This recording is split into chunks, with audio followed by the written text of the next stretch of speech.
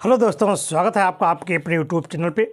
दोस्तों, आज का वीडियो आपके लिए बहुत ही इम्पोर्टेंट होने वाला है, क्योंकि आज हम लोग वो बात करेंगे जो हमारे स्टूडेंट्स किसी कंपटीशन की तैयारी कर रहे हैं या ज़ोर शोर से मेहनत में लगे हुए हैं, चाहे वो नीट यूजी एग्ज़ाम 2025 हो या और भी किसी भी परीक्षा की तैयारी तन मन से कर रहे हैं। तो ये वीडियो उन्हीं के लिए खासकर बनाया गया है कि अब जितने भी आपके लगभग कोई एग्ज़ाम होने वाले हैं, सब आपके मई में होने वाले हैं। अप्रैल मई जून जुलाई तक जाएंगे। तो अब आपके देखिए बहुत ही कम समय में मिला है। तो ये आज का वीडियो अब है कि 5 माह में तैयारी। अब 5 माह में आपके बच्चे हैं दिसंबर, जनवरी, फरवरी, मार्च, अप्रैल। तो दिसंबर भी आधा ही जा रहा है, तो दिसंबर को हटा दीजिए, यानी 4.5-5 महीने बचे हैं जो, उसमें आप तैयारी किस तरह से करें, किस ढंग से करें ताकि आपको निश्चित सफलता ही प्राप्त हो। देखिए, किसी भी कार्य को करने के लिए उसका नियम जानना जरूरी है कि किस तरह से हम इसको करें ताकि सफलता हमको जल्दी और ज़्यादा मिले। ठीक है, उसी के अनुरूप ये वीडियो है। जब तक आप इन सब चीज़ों का नियम लागू नहीं करेंगे, फॉलो नहीं करेंगे, तब तक आप मेहनत तो करेंगे लेकिन वो जो आप चाहते हैं वो आपको नहीं होगा। तो आप लोग धन्य हैं जो आप तैयारी करते हैं। वो लोग जो 2-2 साल 3-3 साल से लगे हुए हैं, आप लोगों को सैल्यूट है कि आप अपने सफलता के लिए निश्चित प्रयास कर रहे हैं। ये बड़ी अच्छी बात है, बहुत ही सौभाग्य की बात है। और धन्य है आपके माता पिता जो आपके ऊपर एक उम्मीद लगाए हुए हैं कि हमारा बेटा किसी ना किसी दिन डॉक्टर बनेगा, इंजीनियर बनेगा।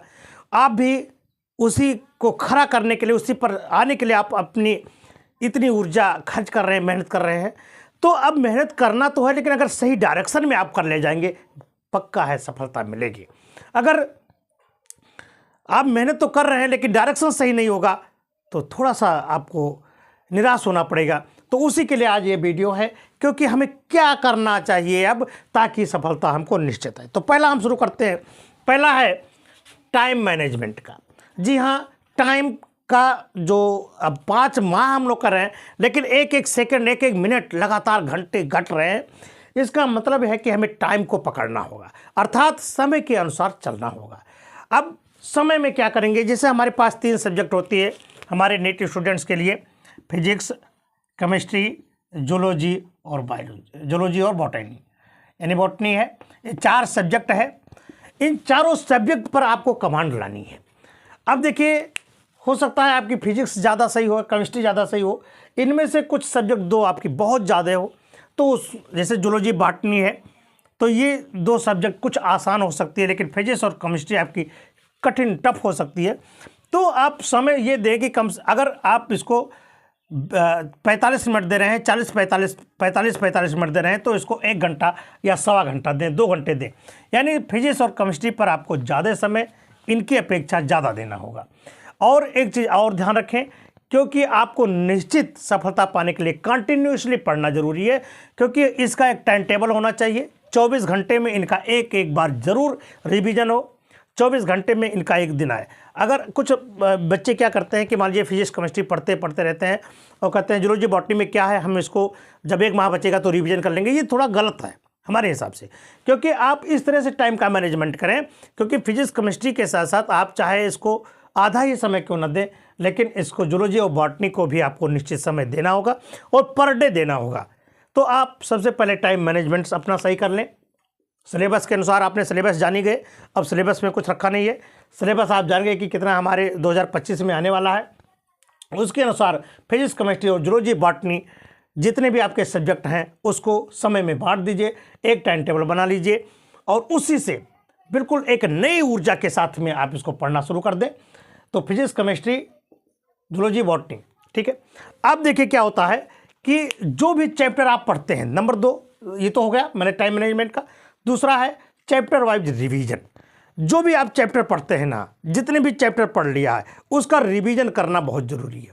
उसको आपने लगा लिया, ठीक, ये सही है, लेकिन उसको बार बार रिवीजन करें, चैप्टर वाइज रिवीजन करें। जितने चैप्टर पढ़ें उसके रिवीजन करें।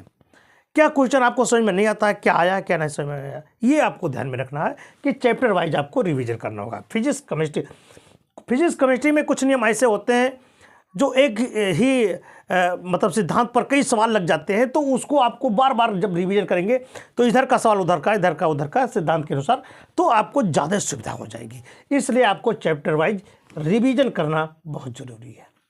क्लियर? अब ये रिवीजन क्या, जैसे मान लीजिए आपने पोषण पढ़ा या आपने कोई विलयन पढ़ा, कोई भी सब्जेक्ट में से कोई भी टॉपिक पढ़ा, तो उसके क्वेश्चन आपने एक बार देख लिया। अगर आप 8 दिन नहीं देखते हो तो कुछ दिक्कत हो जाती है, तो इसलिए आपको रिवीजन करते रहना चाहिए। तो चैप्टर वाइज आपको रिवीजन करना चाहिए। जो भी पार्ट पढ़ ले उसका रिवीजन करें, एक बार पढ़ें, 2 बार पढ़ें, बार बार पढ़ें। अगला है वीकली टेस्ट। अगर आप किसी कोचिंग संस्था में हैं तो संडे को टेस्ट होता है, सैटरडे को टेस्ट होता है, या किसी भी 7 दिन में एक दिन अगर टेस्ट हो रहा है तो ये वीकली टेस्ट होता है, WT। इसको आप ज़रूर दें। अगर या मार्क टेस्ट दें, और ऐसा करें कि फुल सिलेबस का टेस्ट दें। जो सीरीज आती है ना, अब जो किसी कंपनी से संस्था से जुड़ा हुआ है वो वहाँ पर पूरा फुल टेस्ट देता है। अगर नहीं है तो भी आप क्या करें कि जो पुराने सिलेबस हैं, जो पुराने साल में पूछे गए, विगत वर्षों में जो पूछे गए हैं, उनको आप सॉल्व करते रहें। तो WT यानी वीकली टेस्ट आपको देना ज़रूरी है। अब देखिए, जब आप टेस्ट देते हैं ना, एक चीज़ ध्यान में रखना, हमारे वो स्टूडेंट्स जो घर पर बैठकर तैयारी करते हैं या सेल्फ स्टडी में करते हैं, तो वो जब टेस्ट देते हैं तो ध्यान रखें कि आप एग्ज़ाम हॉल में ही बैठे हैं। ठीक है, एग्ज़ाम हॉल में ही आप बैठे हुए हैं। टाइम से सवाल लगाना शुरू कर दें और उस टाइम पर सवाल बंद कर दें। बिल्कुल उसी के अनुरूप, जैसे एग्ज़ाम होता है उसी के अनुरूप आप कार्य करें। जितना आपके पास समय मिला उतना आप उस पर हल करने में लगा दें। टाइम ख़त्म हो जाए बंद कर दीजिए, फिर उसका रिवीजन करें। अगर आप किसी संस्था से जुड़े हैं तब तो वो आपको ऑनलाइन चाहे हो ऑफलाइन हो, आपका टेस्ट होगा और आप जान जाएंगे कि हमारा मार्क कितना है। क्लियर? एक चीज़ और ध्यान में रखना, जब आप कोई भी चीज़ जब टेस्ट दे रहे हैं तो टेस्ट में कुछ क्वेश्चन तो ऐसे होते हैं कि बिल्कुल जनरली आपको समझ में आ जाता है कि हाँ नहीं ये बिल्कुल तो सही है, उत्तर सही। तो पहले उसको आपको हल करना होगा। ठीक है, हम हल करने के लिए बाद में अपना वीडियो लाएंगे कि किस तरह से आप नेगेटिव मार्किंग से बचेंगे, किस तरह से क्या करेंगे, वो तो अभी आप सिलेबस पर ध्यान दें। तो आपको वीकली टेस्ट देना होगा। वीकली टेस्ट से क्या होता है कि आपका एक परसेंटाइल बनता है कि हमें इतने % सब पर कॉन्फिडेंस हो गया है। दूसरी बात, आपका परसेंटाइल बनता है, कमांड बढ़ती जाती है, और जो आपके मार्क अच्छे आते जाते हैं आपका हौसला बढ़ता जाता है, यानी अब पॉजिटिव थिंकिंग में जाते रहते हैं। ठीक है। दूसरी बात, जो चीज़ मान लीजिए गलत हो रहा है उस पर गलत उत्तर का पुनः निरीक्षण करें कि आखिर गलत कहाँ से हुआ, ये गलत क्यों हुआ। जब तक आपके अंदर ये हटेगा नहीं कि गलत करने की विचारधारा, तब तक काम बनेगा नहीं। तो जो आपका क्वेश्चन गलत हो गया है, टेस्ट दिया, टेस्ट के बाद में जो क्वेश्चन गलत हुआ उसका निरीक्षण करें, क्यों गलत हुआ, कहाँ पर हमने धोखा खाया, उसको आप बार बार से लगाने की कोशिश करेंगे। 2 बार 3 बार लगाएंगे, अपने आप आ जाएगा। तो क्या करना होगा, आपके पास समय कम बचे हैं, 5 महीने का टाइम है लगभग। तो 5 महीनों में आप अपने सिलेबस को चैप्टर वाइज दोहराते रहें, मॉक टेस्ट देते रहें, अपने कॉन्फिडेंस लेवल को बढ़ाते रहें, और जितने भी सिलेबस हैं और जितने भी आपके सब्जेक्ट हैं उस सब्जेक्ट को बार बार पढ़ने की कोशिश करो। और ये नहीं कि ये सब्जेक्ट बहुत आसान है, इस पर हम कम काम करेंगे, तो ये नहीं है। सभी को पूरा ध्यान दें और धीरे धीरे आप अपनी पकड़ को मजबूत बनाएं।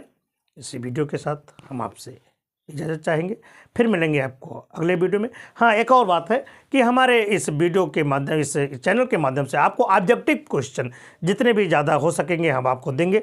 आज हर फिजिक्स, केमिस्ट्री, बायोलॉजी का ऑब्जेक्टिव क्वेश्चन आपको दिया जाएगा, वो आप सॉल्व करें। Thank you very much.